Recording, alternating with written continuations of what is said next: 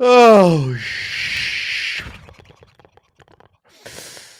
Goose Chasers, we're back, baby. Season 2 of Goose Chasing, hard to believe, episode 41. Actually, this is episode 42. This is episode 2 of season 2. The double deuces up in her. God bless. God bless is right. God bless some consistency, hard work, and God bless people listening to our two dumbasses for that many weeks in a row. You guys, Tag and Brag or Goose Chasing is brought to you by Tag and Brag and Tag and Brag Productions. It is also brought to you by TNB Apparel. You can, if you're watching on YouTube, you can check out these sick digs that I got on right now. These hoodies, Dino's got them on the site. They're $15 off on the site. These hoodies are going for only $30 a pop from now until they run out. We got gray, we got charcoal, we got black. And those are $30. You ain't going to find another hoodie in America for $30. Most t-shirts are $30. Most hats are $30 these days. So we got hoodies, $30, and that doesn't diminish the quality, might I add, because these are some of the most comfortable and most favorite hoodies that we got. I guess we're a little biased, but if you want one, go to our website, TAGNBRAG.co. Click on the apparel up in the top right or left-hand corner. I'm not sure which. I'm not looking at the website right now. But get you a hoodie for $30. It's like making money. It really is. do it now. We're clearing these ones out, and when we get new ones, they're probably not going to be $30. So, and they're probably not going to be the same. So if you want the OG hoodie for $30, head on over to the website. We are also doing land consultations, land management, and if you go over to the website, if you are interested in something like that, you can inquire. You can get on the books right on the website there as well. And those will be doing here pretty shortly. I think Dino's got one coming up in New York. I'm trying to get some boys and girls down in Tennessee to do some land consultations so that we can make everybody's hunting better experiences, better hunting, more food on the table, more bucks on the wall. Sounds like all good things to me. Yep, that's the plan. This is now through really June or so is the best time to do it. We'll do them after that. We did last year, but obviously before it gets super thick and greened up, it's nice to do the consults because we can, walk around with y'all, the landowner, and really see what's going on. Yeah, I mean, especially anybody that wants us to come out on site physically and walk the land and see it right now, like now through probably the beginning of April or so in most areas is a great time to do it. Most of the winter, at least down here in the South, has kind of run off. But all like the brush, the grasses, and everything is still matted down from the wintertime, especially down here in Tennessee that we got the heavy snowfall a couple weeks ago. Up in Ohio, New York, I mean, same thing. It may be a little early just yet, but never really too early to go start walking the woods. And if you got a little dusting of snow on the ground, that can help even more because the most recent information is plain as day.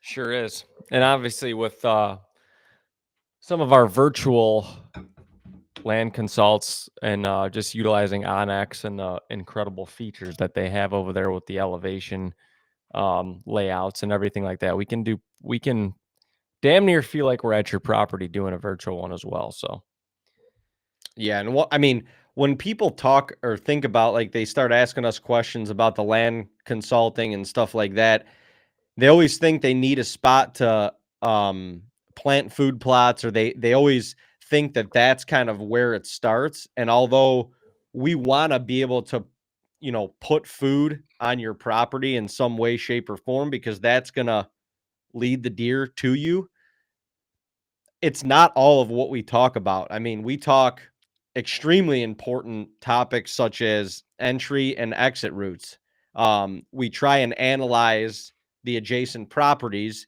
and see how the deer may be using them to get to and from your own property, picking out stand locations, trail camera locations and spots.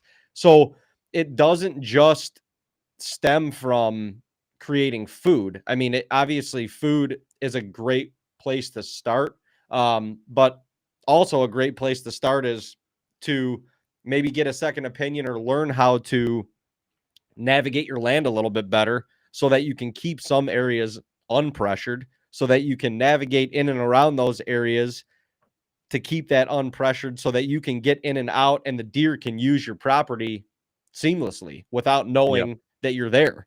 That's one of the, I think after doing this for a year or two now and talking to, getting the opportunity to talk to different people, that's probably the biggest eye opener out of all of them. You know what I mean? Like, people are like, oh yeah, I got this perfect spot for a food plot and this is how we get in and out. And that, like, we'll look on a map, or, Dean or I will be physically there, looking at the property, and then we'll kind of consult with each other after that. And it's like, we're looking at it, we're like, how are these people seeing any deer with the way that they access, like either right through the middle of their property or right through thickets, or, something along those lines, and shifting that focus, and getting some of that feedback can make a huge difference in your hunting efforts, at least in the results. So, yeah, no, you're right. It's not always about the food. Some people have smaller properties, whether it's 20, 40 acres, and it's primarily bedding, which is not a bad thing. You just hunt it a different way. But if the deer are coming back to there or starting there, it's, I don't know, we look at it as an advantage. It's an opportunity for sure. I mean, they're there. You just got to be more careful. And yeah, there's a strategy to hunt it, but yeah, it's not always about the food. The food kind of creates the full package, but there's a lot of things to look at when hunting, and there's a lot of different ways to hunt deer. There sure is. There sure is. I don't want to get off topic here, but I read Zach from Hunting Public. Yeah. What's his last name? I don't know how to say it. I don't. Anyway, Ferengeti. He had an awesome post up yesterday about driving deer, and he talks about how literally his favorite hunt of the year now is, I think it's Ohio, but they do a muzzleloader hunt where they get like everyone together and they just drive deer. And he says that when he was growing up, he literally looked at driving deer as like you're cheating, almost like you're not good enough, you're not skilled enough to hunt deer, so you got to push them and you got to do all this stuff. But it's a big long post that he reads, or that he writes, and he basically says how he's grown up, he's learned that for a lot of reasons it's one of his favorite ways to hunt now, not only because it does take skill and strategy, but it includes a lot of people and the camaraderie, and it kind of makes him feel back home to hunting, like the fun style of hunting. But I resonated with it yesterday, and again, didn't mean to get off topic, but it just, the point of his post was that how many different ways there are to hunt deer, and everyone does it different, and just because someone else does it different doesn't mean it's wrong. And this kind of piggybacks off of last week's podcast because of how much bashing goes on. Yeah.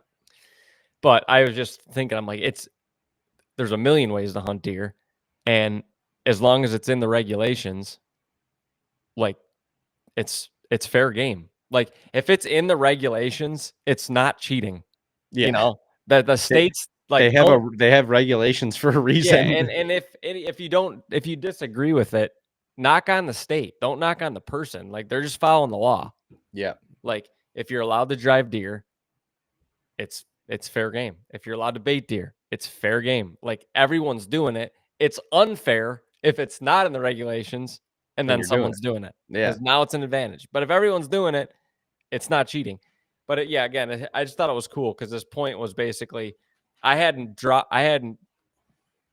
driven deer yet, and I was forming my own opinion on it. And that's what everybody does. Like, Oh, if for someone's sure. bashing the way you hunt, it's because they've never done it, and they've whatever. They're self-conscious about something, and they've got to feel like the way they're hunting is a bigger, more Better badass way. way. Yeah, it's a harder way to hunt. They But probably haven't filled a tag this year. Like, I would think there's very few guys who, have tags filled and have, has shot a big buck this year or whatever, or kind of exceeded their expectations for the season that are going on and bashing people. So it's like, I guess to your point, it's all people that are lacking something. yeah, They're and something. yeah, again, just have never done it. There's certain styles of hunting that I've never done that I force myself not to form an opinion on, but like I've never I've never done it. So like hunting is it's so challenging in a million different ways, whatever style you're doing. Yeah, it resonated with me again because of everything he said, but we grew up driving deer. So I was Yeah. like, this is awesome because there's a big part of me that like craves that. Wants I want to Well, do it. dude, that I want to was do a deer drive again because it's so like it's the people part of it. That and it's the camaraderie part of it that, and you're it's going action. yeah, you're going into it knowing you're walking yourself into action, knowing that Yeah. you're not going to a stand and sitting and wondering whether the conditions are good, bad, or indifferent, whether you're gonna see deer, have an opportunity or not. Yeah. Most of the time when you're driving deer too, like the quality or the standards are not necessarily there. And if they are, they're a lot less than a lot of these, big buck guys I'm passing 150s to shoot 180s and that type of thing. Like Well, it's all you're not measuring deer as they're blazing by you at no, Mach 30. it's a think on your feet, like make a 2-second decision style Yeah. of hunting. And that's E- even why I think that's a big part of the reason why we got so into hunting was because like it could be hard for a kid to go out and sit in a tree stand. Oh, If definitely. they sit there for a half an hour and they don't see anything, it's easy, especially for this generation of kids to get bored. For They're sure. so like they're so the tension's got to be on something. They got to Well, be occupied. yeah, instant gratification. Yeah, so that it's very tough. But when you're driving deer, you're either a walker, which is a blast because you're literally walking through the woods. Your eyes are up in front of you. You're literally analyzing every part of the woods. You're looking for sign and you're looking for a tail or something getting You're up. sniffing them out. You're literally you're hunting them.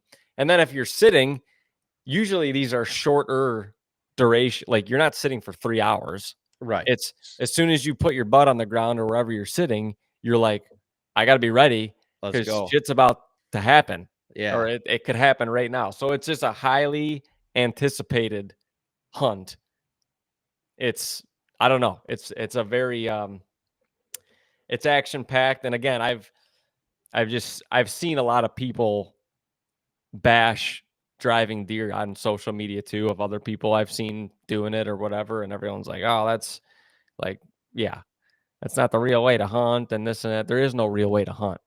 The real way to hunt is hunting. Like if Yeah, the real way to hunt it's in the used to be regulations, bullshit. So hunting is hunting. yeah, It's all hard in its own in it's its all own got its way. different ways that provide challenges and it's all none of it's easy if you're following the regulations. So I don't know. I that popped in my head and I thought it was cool because he just yeah, he kind of admitted that growing up in his head, he had his opinion about something that he didn't know about, and it's now his favorite way to do stuff. So Yeah.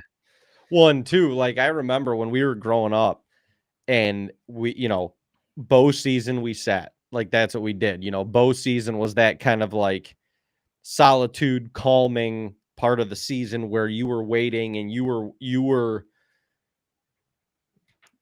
with the deer. Like you were waiting for the deer to make their move or be in the pre-rut or rut, come have a buck come chase a doe right by your stand, whatever. And then once gun season hit, typically we would sit all day opening day of gun season. Like that was the rule. You sat all day.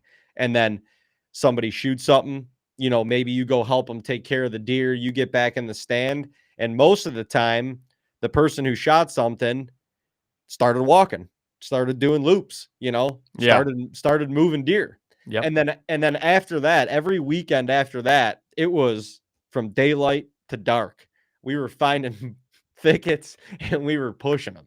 Yeah. Like that's what we were doing. And Making honestly, something happen. yeah, and honestly, I think I attribute, because I think we're pretty damn good at tracking deer, at analyzing deer, you know, after they're hit, because we've experienced deer hit in about as many ways and situations as there are.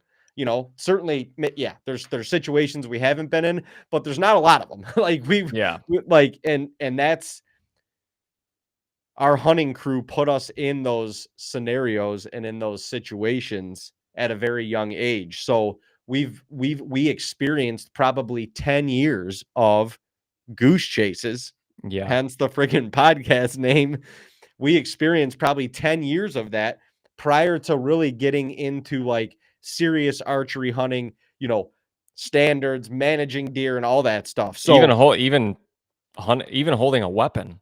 Like, we got into yeah. that. We got Yeah, into tracking and learning, like, what deer do when they wanna find safety or, like, right. escape and all this stuff. Yeah. Like, we were What learning this stuff before we were holding a weapon. right. Exactly. So, a major part of that, of why we are so good after the shot, because even when we were younger, there wasn't many deer that got away from us. There just wasn't. We were relentless. We were taught to be relentless because that animal meant something. Like that wasn't just another hunt or another thing, you know, another, you know, oh, you know, must have grazed them or just got hair or, you know, clipped a leg or something like Yeah. it, we didn't make those excuses for ourselves ever. And our like dad and Uncle Jay, like they were relentless. Like if you drew blood, we were going after that deer until all signs said it ain't happening. Yeah. It like he's living on. Yep. And most of the time, you know, it sometimes it took a while, but I would say a solid majority of the time, we found the deer. Whether we had to put follow-up shots on or just, you know, or it was a day later and we had to let them lay overnight or whatever, and we found the deer. So, but I guess getting back to it, driving deer absolutely contributed to the skilled trackers that we are now. I mean, Yeah, and 100%. obviously, again, driving deer, it just call it what it is. Nobody's ever trying to take stupid shots or unethical ones, but you're gonna have more marginal shots driving deer. They're on the move. Well, yeah, So, and it teaches you a honestly, lot about shooting, and right. it's high, again, it's high stakes. Even if they stop, it's like It's high shit's energy, it's high. hitting the fan, all of a sudden they stop, you gotta make your decision and make your shot in a split second. It's not like, you're watching them for 15 minutes and you're waiting for your perfect opportunity. So it's Well, and even outside of that, like, driving deer, we just we shot a lot of deer as a group growing yeah, up. yeah, So, whether it was a good shot or a bad shot, like, we got the experience to see what happened after the shot, yeah, and there was a lot of those experiences yeah, that compiled into, you know, what we are today, and for sure. that's probably, you know, the most of it is that it's just the experience, the opportunities to track and to see the reaction and what deer did after the shot was so plentiful because there was a lot of deer getting shot. Yeah. Bucks, does, big, Learning small, learning whatever. learning how much time deer needed with certain hits and Right. like all that stuff. It's so yeah, it was so beneficial to what we're A lot of like the after shot stuff that I think we take for granted is stuff that younger hunters now or just newer hunters don't get to experience, or at least once they do, and we've talked about this before, is like people going to observe the hunt and watch something get harvested, watch something go down, be able to experience that so then they can experience the after shot stuff. Because I've been with people, and some of this is maybe to our fault or whatever, but they shoot a deer for the first time and then they get up to it and they literally have no clue where to start, where to begin. Like the question is literally, what do we do now? You yeah. know, like, and that's obviously that's cool because that allows an opportunity to teach them. But prior to us ever pulling the trigger, how many deer did you watch get gut, skinned, cleaned, A lot. processed, taken care of? Like we were helping in that process prior to pulling the trigger, Oh you yeah. know? Hold this So leg. so once we got to the yeah, exactly. So once we got to that point, it was like, okay, I shot my first deer, I can gut my first deer because I've already had a hand in this. I've already seen it done tens of 20s of times, Yep. like I've experienced this before. And yeah, I mean, it's cool to hear somebody, say that, going back to the deer drives. Like it's cool to hear somebody say that, because honestly, I want to get back into that too. Like we need a like a weekend, a long weekend or something. It doesn't have to be up at camp. It doesn't have to be in Ohio, but pick somewhere and like Or you can yeah. let's go get a group and let's go have some fun. Yeah. Let's go see the woods. Let's go knock down some deer, put some meat in the freezer, and I mean, most importantly, let's have some friggin' fun, It was yeah. It was a blast. It was, I mean, just, you'd go, you'd walk, and, you'd do a couple drives before lunch, and then we would come out to the truck. There'd be 3, 4 trucks lined up on the road. We'd have an Italian import store on the tailgate. Oh my god. Friggin' Everyone's meats, bringing their coolers cheeses, out, breads. You got breads, 28 loaves of bread sauces, and just put whatever you peppers. want on it. Yeah. You'd friggin' stuff, and then we'd go right back in and keep hunting. Yeah. The What a knife time. that you just friggin' gut your deer with, you just kinda wipe it off in the leaves and you stab a friggin' olive and you just eat it right off the knife. Little peppercini, throw that on your Oh my tangy, gosh. little mayo. Unreal. What a time. That What was a it. time. That was it. I'm trying to think of, like, honestly, my favorite deer drive ever was the Sventech one, just because Yeah. it was just you and I, and that was fully taking a page out of our or out of our, coming up book of hunting, and putting it to more of a modern style of Yeah, I was gonna hunting. say that was a modern drive. Yeah, because it was Oh, we first weren't only 2 of us. only 2 of us. We Really only had to needed literally with what we were doing, we really only needed 2 of us. Could have done it with a oh, couple more, um, but yeah, that was a we used to go through our drives, literally, I remember when we were really young, you used to have the person you loved, like, walking with. I don't know why I was always walking with Uncle Ricky, and he was probably because he always shot something, like, opening day at, like, 8 in the morning. well, yeah, but he was always fun to walk He with was always fun to because walk with. He'd wear he the was same shooting. thing every year, that big, like, wool under thing that looked like it could keep a freaking wildebeest warm. Dude, that thing was not that was probably the worst Thing to thing walk you in. wanted to wear Oh, he would walking the always woods. he'd be stripping clothes off. I'm catching, like, pieces of garments behind him because he's like, "I'm sweating my ass off, cuz." But he always wore the solid full solid orange orange. suit. Solid full orange suit. No breakup camo. No. None.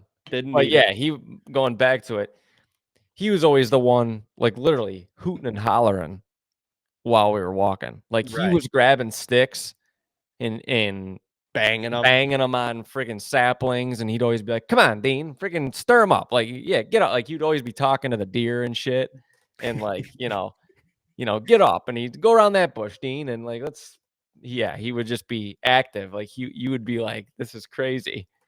Freaking, but it's just funny because that was how we used to walk, and this particular hunt was, like, less intrusive. We're literally just letting the wind get this deer up, which we had never purposefully, I don't think, up until that point, done before, No. and it friggin' worked, like, way better than we thought it would. Like Like, a charm. you weren't even in the cover. You were not even you were close to it, but not close to it.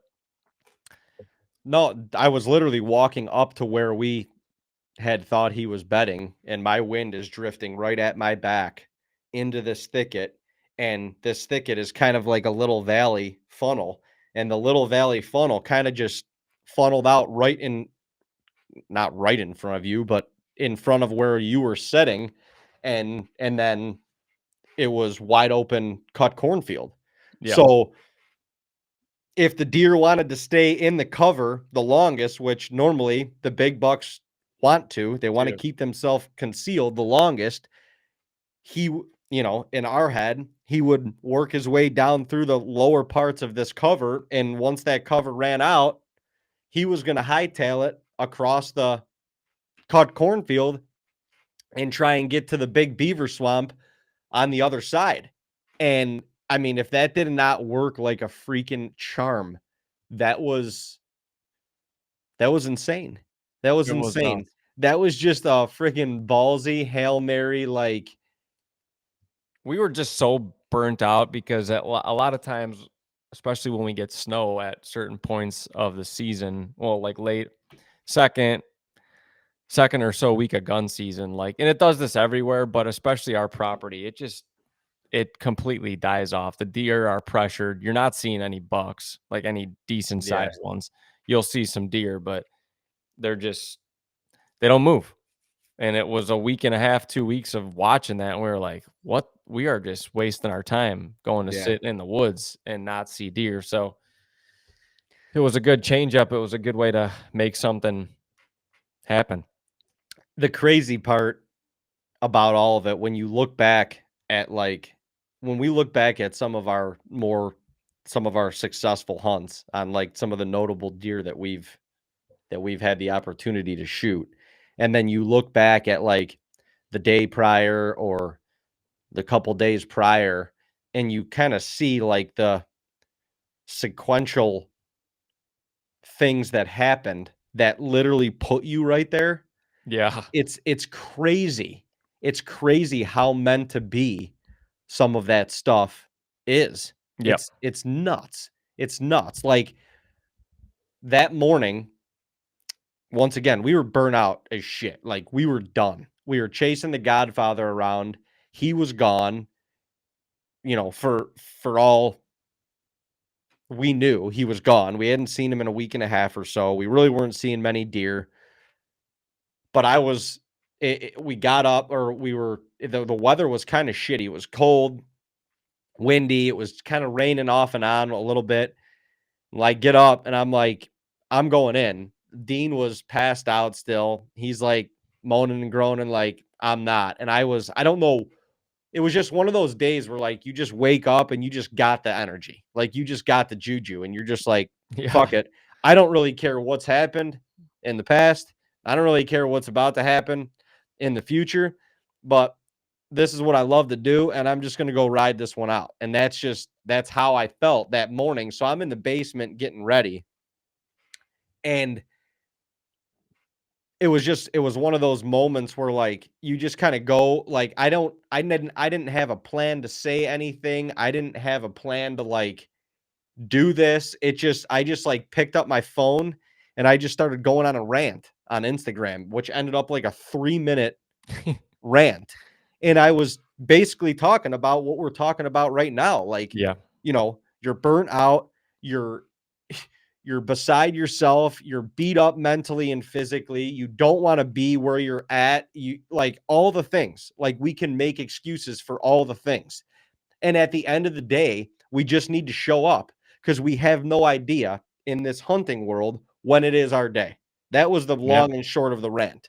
Yep. And I went into the blind by myself, and Dean was in the house, and he's like, you know, I'm gonna just go drive around a little bit this morning, and I just need to see some other deer. We were seeing the same like forker and 6-point and 2 doe, whatever it was that we were seeing, that, and it was boring.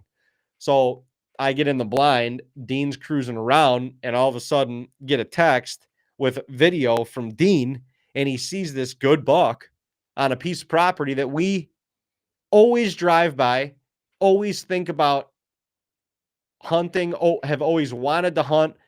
We always see good bucks in that. It's just like Always almost unhuntable though. yeah, The way always it's see set good. up. Yeah, always see good bucks in there, but have never hunted it before. Never even thought about like having the opportunity to hunt it. And whatever, we're talking back and forth. I'm heckling Dean to go knock on the guy's door because he saw where the buck went into, and we're going back and forth. I sit till like 11 o'clock, and I get out, and I go back to camp. I'm asking Dean, did you knock on the guy's door? Like, why? We're in this. If you knock on the guy's door and he says no, he could give you the finger, tell you to fuck off, and slam the door in your face. We're literally in the same position we are now with not much going on and not much hope that anything will go on. Dean's like, nah, man, I didn't reckon go knock on the door or whatever. I'm like, fuck this. I'm going to knock on his door. You know, like I'm I'm a badass. Like I'm going to knock on his door. And part of the, I mean, obviously didn't know, but like years prior, I think Dad or someone, we had seen a big buck in there and asked permission, and it was like not even, there was no consideration. It was like no. Oh, so I yeah. wasn't thinking. I'm in my head. I'm thinking, Yeah, that's a waste of time. he already wrote it off. So Yeah. Macho Man over here, I'm like, fuck this. I change. I'm like, I'm going to knock on his door. So I go driving up there, and I'm cruising. I'm like, you know, I'm driving up to the guy's house, and my heart is pounding, you know, but it is. I'm like, what am I gonna say? What the fuck is what's he gonna say? Is he even home? Whatever. So I'm driving down the road, whatever. Fucking go right past his house. Fucking chicken out the first pass. I'm like, damn. So I go down the road a little bit. I turn around. I'm coming back the other way. And I like slow down by his house. And like right as I get like to the driveway, I'm like, I can't do this. And I fucking pass it again, dude. Drove past it again. And I'm driving down the road, like kind of going back to camp. And I'm like, in my head, I'm like, dude, you can't go back to camp and tell Dean that you didn't knock on the door when you just gave him a hard time about knocking on the fucking door. I'm like, nut up, turn the fuck around, and go knock on this dude's door. What's the worst that can happen? So I turn around, I pull in there, I get out, and I go right up to the door. I knock on the door, and it's kind of like a garage. Like there's like a man door to the garage that I'm knocking on. And then there's kind of like a little breezeway, and you can see the door like going into the house to the kitchen. I can see that through the window and the door that I'm knocking on. So I'm knocking, and all of a sudden this lady comes to the door. Older woman comes to the door, whatever. I'm like, hey, miss, told her who I was, told her a little bit about what we do. I'm like, there's a deer like in the thicket, kind of back behind your house in the fields. And my brother and I wanted to see if we could have permission to go hunt it. She's like, let me go get the boss. So she goes and gets her husband, and he comes out, and I explained to him the situation. And in the video, you can tell the deer he's not like gonna die by any means, but he did have a little limp to him, you know? Yeah, he was definitely injured, which we had no idea why. Yeah, we didn't know why he was on a doe, whatever. Well, I mean, I kind of just told the dude, I'm like, we spotted this buck. I mean, I literally laid out the situation exactly how it happened. Yeah. I'm like, we spotted this buck. It's a deer that we've been going after. Wink, Wounded. wink, wink, wink. A little for the whole season, and he's wounded. We don't really know why, but we wanted to see, if we could go after him. I'm pretty sure he's holed up in one of the thickets, back behind your house a little ways. And he like paused for a second, and he kind of is like looking around, and he's like, all right. He's like, you guys can go in there, but you can only go in there today and today only. And I was like, holy shit. He said yes. He said Meanwhile, yes. it's like noon and it gets dark at 4:45. Yeah. And after that, he's like, have you seen any bear around here? So then I started, now he's asking me questions. So I'm like, I got to ride this one out, Yeah. let's keep him interested, keep him occupied. So I start showing him trail camera pictures of bear, and then we go off on this whole, like, for 20 to 30 minutes, we go off on this whole thing about bears and how he hates them, and they come into his dumpster and this and that, whatever. And he's like, shoot all them fucking things and all that. Now we're buddies, now we're buddies. And meanwhile, like, I'm looking at the clock and I'm like, now it's like 12:30. It's like almost quarter to 1. I'm like, I got to get back coming to in. Dean. We got snow coming in this Always. afternoon. I don't even know how long this is going to take or what we're going to do, this, that, whatever. And so we go back, we draw the plan up. I walk in and I knew, like, I'm like, I'm literally driving back to camp, dude, and I am fucking punching the steering wheel. I'm like hammer fist in the air, just yelling, like, I can't believe it. I can't believe this dude just but this, like, I was genuine about what I was saying, like it wasn't, I wasn't asking to, like, hunt, like, out to sign a 10-year lease or something like that. Like, we literally, it was a most recent information. It was the spur of the moment thing. It was very transactional agreement for both parties. Right. It's good for him. We were going to be in there for 4 hours. And to us, it was, we didn't have anything better to do. Yeah, and you got nothing to lose. So, like, you're not going in there to sit, obviously. Like, we got 4 hours. We don't care about what we're pressuring. That's a great point. That's a great point. And that is probably one of the main points or main reasons why we were successful on that hunt, because we weren't thinking about what could happen if this goes wrong. It didn't matter. Yeah. Think about it if you went into every hunt that way. If you weren't tiptoeing around not to spook something. If you weren't tiptoeing around, if you weren't hunting to avoid. Yeah, and I mean, just being honest, I do that a lot, and I need to be better with that. So it's a good learning lesson. That's a great learning lesson. I do hunt a lot to not make mistakes. And we were free of that during this hunt, and it felt like it. It felt like it. Yeah. That's what was so great about it. But it was my anxiety just driving up, like going in there it was insane. It was insane. Dude, the emotions going into that hunt, all the while now we get up there, we finally get our shit together. We're on OnX. We draw up this plan, and like when I was up at his house, like I get out, after he gave us permission, I get out to the truck and I'm like checking wind directions and shit like that. I'm like, all right, I knew there was a storm, a snowstorm coming in. We're going to have naturally like a northwesterly wind. It's coming off the lake. I'm, the wind is blowing in a certain direction. I'm like, holy shit.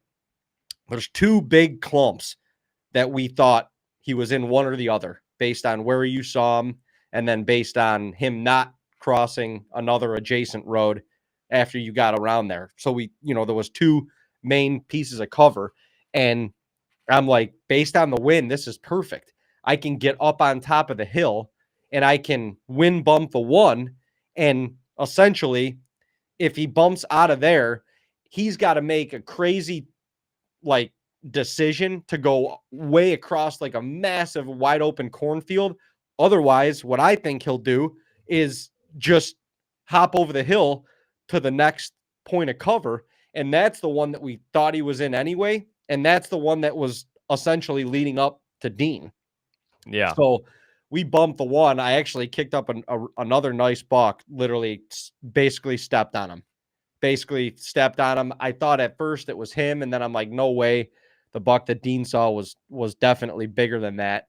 And I kicked up a couple doe in there, and then I went to the other patch, and literally as I was getting to that other patch, I hear a gunshot and heard one gunshot. I'm standing there. All of a sudden, another gunshot, and Dean calls me and friggin' lights me up. I mean, I'm normally the emotional one out of the group, and normally, sometimes my emotions can carry me to places that I don't remember and that sometimes I like to forget. But Dean's not normally like that, and he came unglued. See, and it's that style of hunt is gonna make you like that Oh, for because sure, dude. it's such like a It's a game. three It's like three-pointer at the buzzer shot. exactly. So, Exactly. like, when you're and again, it's don't get me wrong, when you're hunting food plots and stuff, all your work and stuff, it's a different type of satisfaction. For But sure. but you can a lot of times, especially if it's not the rut, you have time to, like, calm down.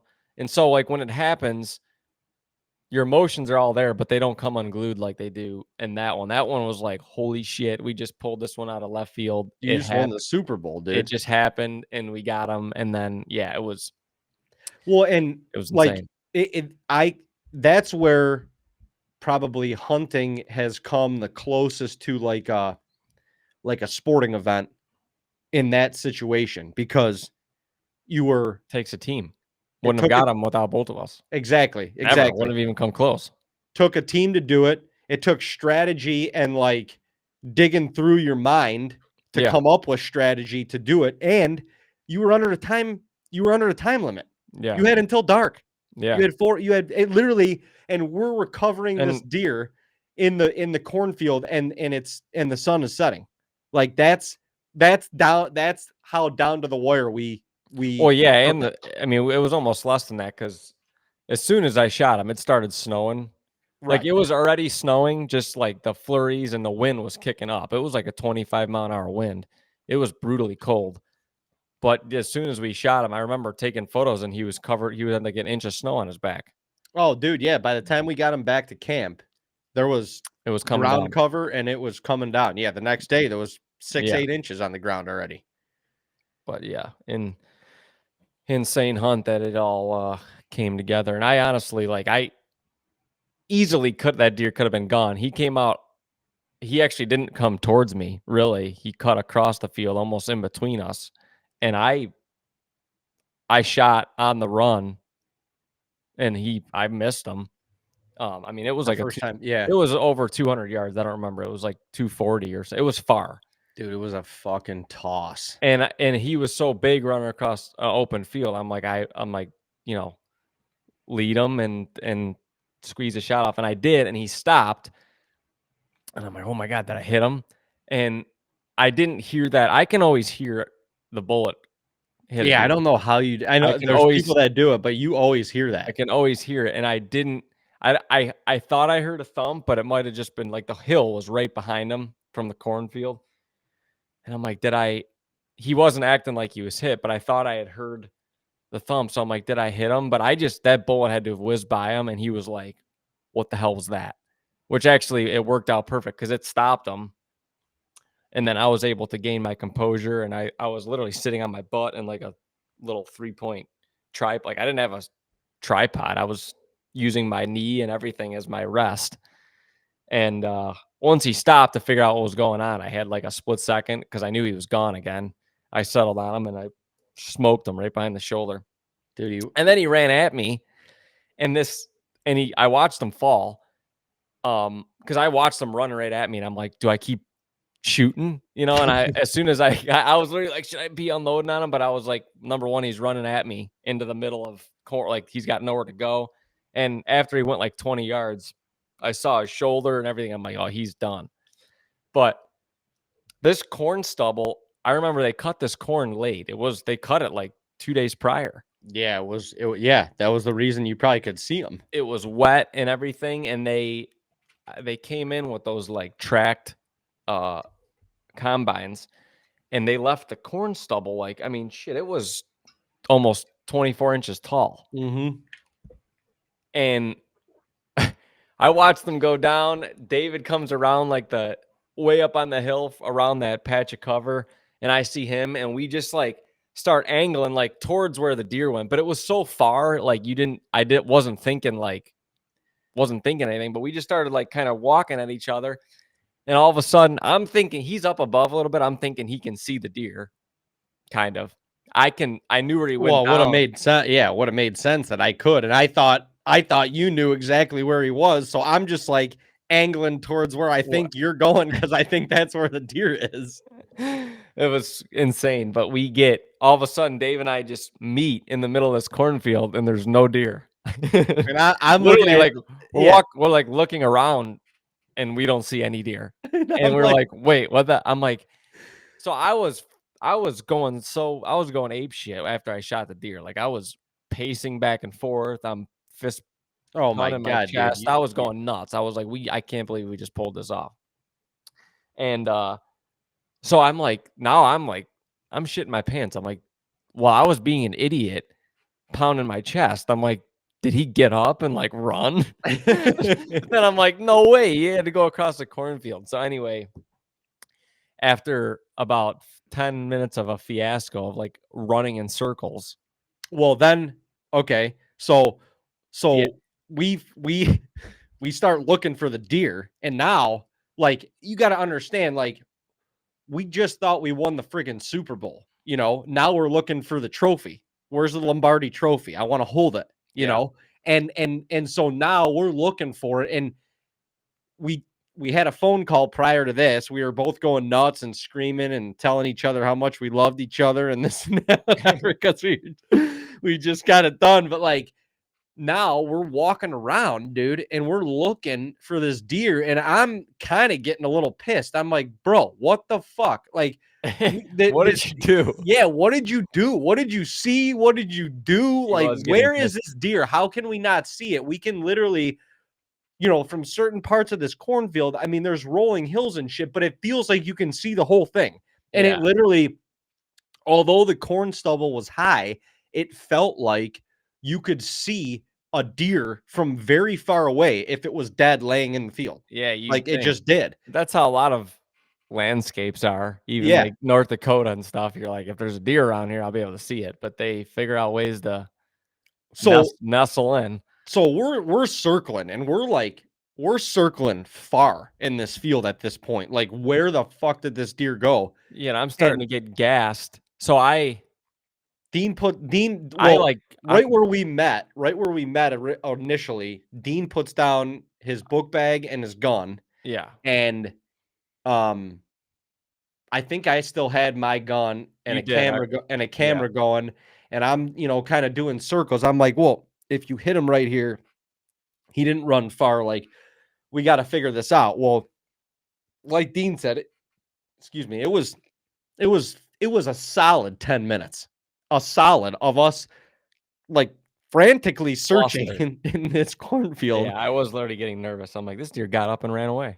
And finally, like, he in one of the ruts of the tracks. Yeah. He fell into that, and I could just see his rack, like he's just laying there. And I'm probably standing 20 yards from the deer at this point. And I'm like, Dean, there he is. Like, I want you to be the first one to walk up to him and get your hands on him. I also, we've been through this scenario with Don in the past where you think he's dead and lo and behold, he's not. So I'm just like, bro, you're walking up to this deer first. Go get your gun and figure it out. Well, I'm standing there and I'm looking at the deer in his rack and I'm like, holy shit, dude, you just shot a freaking stud. Like we just killed a freaking stud. And I'm just enamored by this deer. And like I felt like minutes were going by and I'm like, what the fuck? I turn around and Dean is pacing in the corner looking now he's looking for Now his I'm looking bag for and my his gun in my gun. bag. He fucking lost his gun in his bag. It was crazy. This field like sucked in everything, and It you don't sucked in our realize you emotions don't and our realize logical thinking. That's yeah, what it the sucked in. combination of deep ruts and high corn stubble. It was brutal. Like anything, you could put something down in 10 feet, it's gone. Yeah. But looking at it from afar, it was completely like you're like I can see everything. It was a mess. But Oh my finally, we God. got everything rounded up, and it was awesome celebrating in that cornfield. Our good family friend Matt Hollis was up for he came up that night. He was actually coming to hunt for a couple of days. Well, remember Dad and him they Together. were on their way up and we're literally recovering the deer in the field. And all of a We sudden saw we him see drive by. Dad's truck drive by and he had no clue that we had He, shot the deer yet. he had no idea. We're like, hey, I think we called him or something. We're like, you just passed us Yeah. And we in got this him. field. Yeah, Yeah, pretty. that was nuts. That was nuts. I mean, that hunt is probably one of the proudest hunts I could think of. I mean, The Godfather was awesome. Scenario wise and timing wise and shooting Sventek Jr. the day before and then getting The Godfather, that was awesome. I mean, Neil, like that, I remember that day was awesome. That whole rut week when Uncle Jay got Gary Clark Jr. the day, a couple days before, and then you shot Neil, that was awesome. And then Dad getting Cherry Bomb later, that was awesome. And Nipsey was friggin' awesome. And Don was an amazing hunt altogether. And we've certainly had some unreal hunts out in North Dakota and different places like that. But that hunt, that was just the two of us. We shouldn't have been there. No. We 100% created that with the energy that we had going on and with just the flow of things and with the balls to go knock on the dude's door. And then, getting permission was one thing, but drawing a plan up to ensure that we could get eyes on the deer that day was a whole nother thing, because we could have Yeah. easily got permission and just both of us sat on either side of the thicket and hoped that deer was going to miraculously like get up or walk his way out. You know what Or I mean? or you don't play the wind or just Right. do that right. That deer comes out the other side with two people. It had to happen pretty Literally. close to right. Yeah. Right. Yeah, exactly. So I don't know. Yeah, there's not many more hunts that will top that one. And certainly now, every time I drive up and over the hill, You think about it. you think about that hunt, because literally from the road, you can see this entire property and how we had to do it. Like from literally somebody could have been sitting on the road and damn near watched most of this go down. And that's the crazier part too. You know what I mean? Yeah. And it was a buck it was literally anybody's, like, it was just fair game. Like anybody Yeah. could have walked up and knocked on the door Yeah. and asked for permission. So it was like, it wasn't like quote unquote our deer, or it wasn't like our food plot on our land. No. And that is all awesome. Like you said, putting in that work and seeing it come to fruition, like that's all awesome too. But this one, it was almost like a public land hunt where it was anybody's game, and we just, Went in in the there and got him. yeah, it was perfect timing. In the moment, we took advantage of it, and yeah, we went in there and got him. It was insane.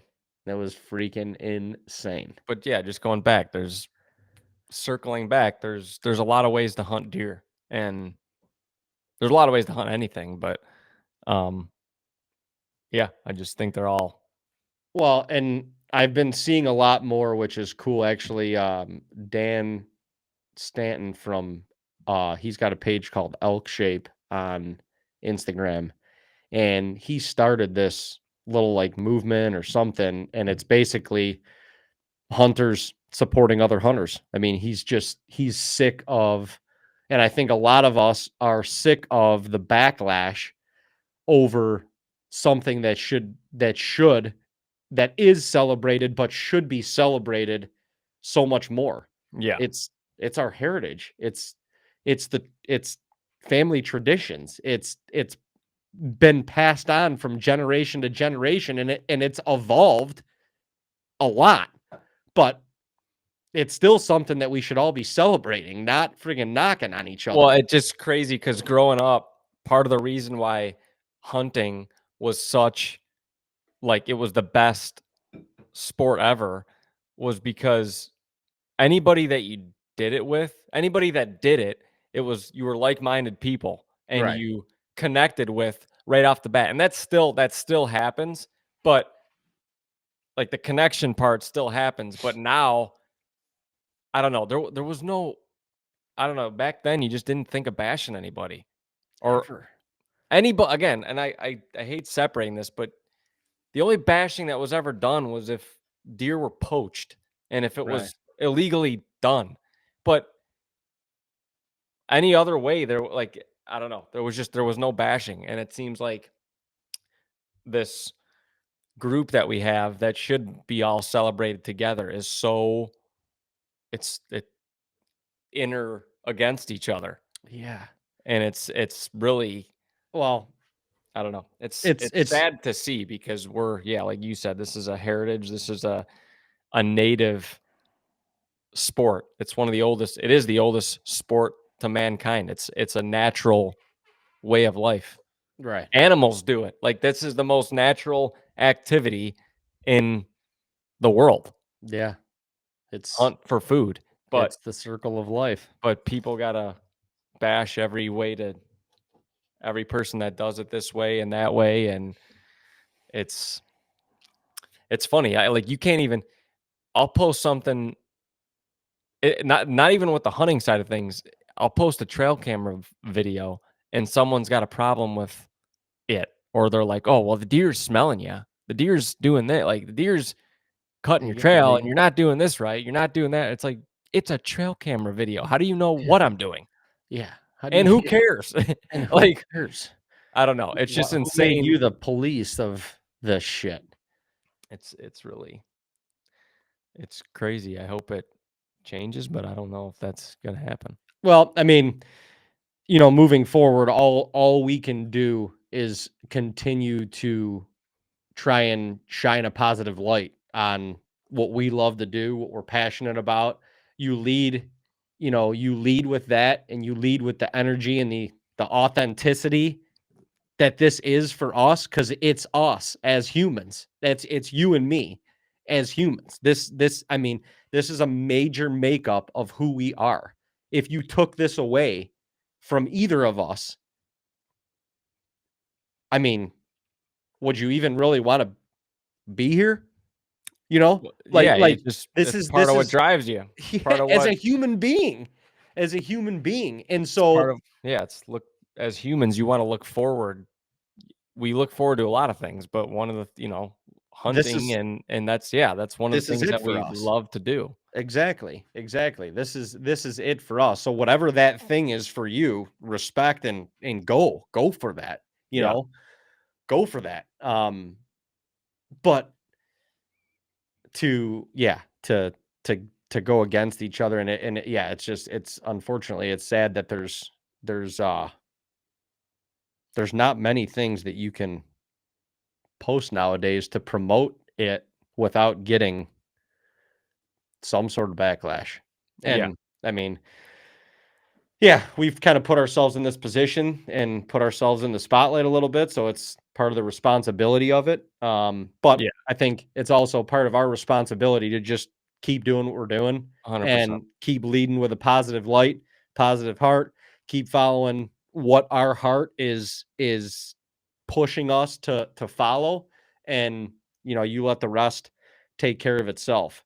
Um, and hope that yeah, someday, you know, in the grand scheme or in the big picture, that it can change.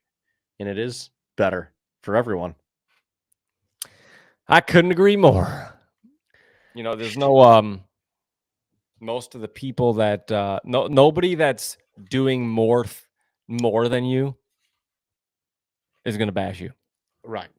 It's always the people doing less. That's a very good For all point. you people out there that get bashed of any sort, whether you're doing whatever hobby you're doing,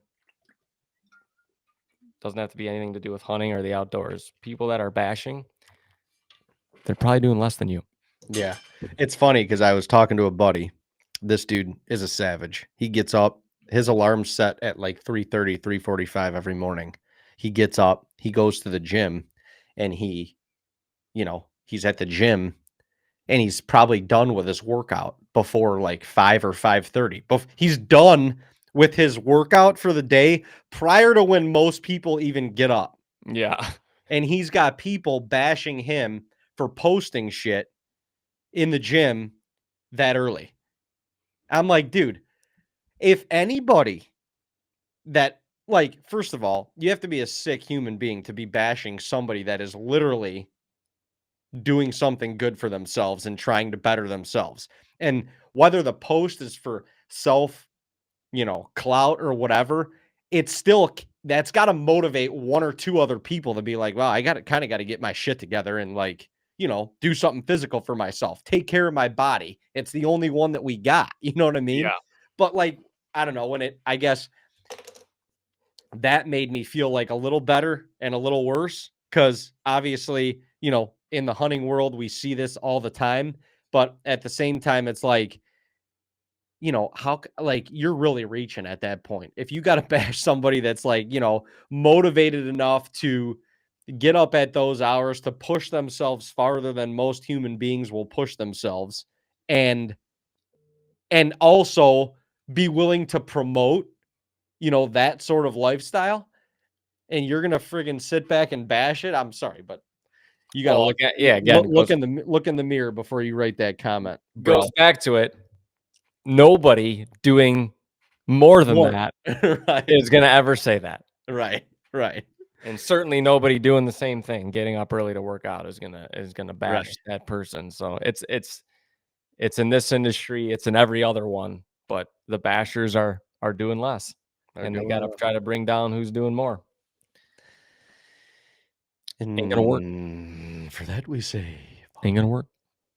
My camera died about 5 minutes ago. That's all right. We'll put this. We'll put your recording on. I mean, you don't look as good, but that's still good. Still decent. No, we could wrap it up there. That was a good chat. Got me fired up. I love that hunt, man. I love that hunt so much. I'm so like, yeah, I do too. And watch. And I didn't kill anything. Yeah. But and the thing is, I don't view it. Like, I did, but I don't even. That's not what I care about. It was like it was a plan that we did together, and it worked. I could have given two shits of who shot the deer. Well, like you said, it was a teamwork thing. Both sides had to execute perfectly. Yeah, I'm going to be honest with you. You're Chris Kyle with that 30-06 in your hand. I would have taken the shot. I mean, I'll tell you that much. There's not many shots that I won't take.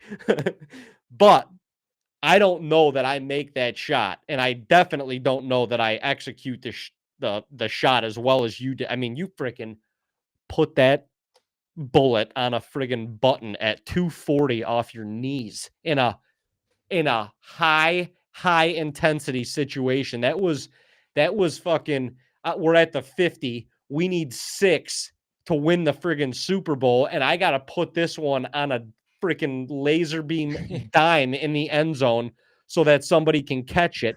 Otherwise, we don't win this game. That's what that was. That was some John Elway shit right there. Well, I mean, it was again, it was a team. We knew each other's strengths because I probably wouldn't have had the patience or like mindset to get in his head as much. Sure. You know what you were doing. It was just it's a team. Yeah, that's why I love the whole hunt. That's why I love the whole. It's great. That and hunt is. We bring this hunt up every once in a while, but if you haven't seen it, go check it out on our YouTube channel because from time and time again I watch it, and every time I do, my heart is pounding. And I'm like, this is awesome. Well, that's honestly, Because it was all captured very well.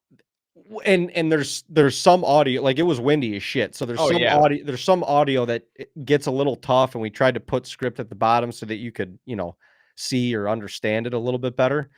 But that's, for me, that is why, like, we were able to not only pull it off and tell the story, but we were able to show the story. Like, other people can come with us and see and watch this. See what we did, see And how we planned it, see how we were feeling that morning. right. And Just everything. we'll put a link for that one in the description. It'll definitely be on YouTube, and we'll put a link on the Spotify and Apple Music and stuff so that you guys can click on that if you want to go watch it. I would highly recommend. Sick rifle hunt. And for those of you watching, we're not wearing orange in this video, but at this time that was legal in New York. Perfectly legal. Yep. 2 years ago they just changed it to where you got to have a hat on or 100 square inches, a hat or a vest. So I don't want to hear any barking. You're not having any orange on. We were legal. We were legal at the time of. Yes, we were. We were doing it. There was nobody. This property is landlocked by road. Literally, it's landlocked by road. And Dave and I knew where each other were, and we were also trying to just to be honest with you, we were trying to stay incognito a little bit because we just didn't want other people to know we were in there hunting. It was a 4-hour permission, thing. So that's what we did. But insane hunt. It was. Go watch it. Go watch it. Brought to you courtesy of the Red, White, and Blue. R.I.P. to an American legend. God bless Toby Keith. God bless Toby Keith. Yeah, R.I.P. to an American legend. That's for sure. One hell of a model American, one hell of a patriot. So that hunt and this podcast dedicated to you, Toby. Thanks for the music. Thanks for the inspiration. God bless. God bless. I think we're good enough to end it right there.